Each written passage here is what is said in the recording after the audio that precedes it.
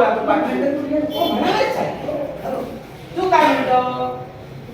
तुमचा आणि देवांचा वाईट बरोबर. ती आई नाही बेसू पाटण खास बरोबर. देव घालवतात बरोबर.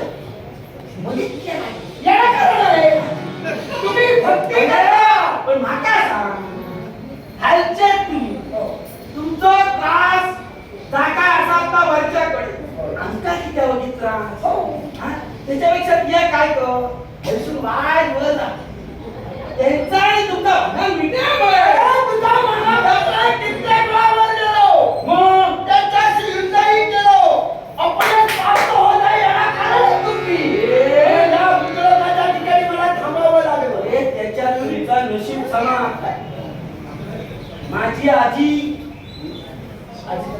वर गेली आली हो महिना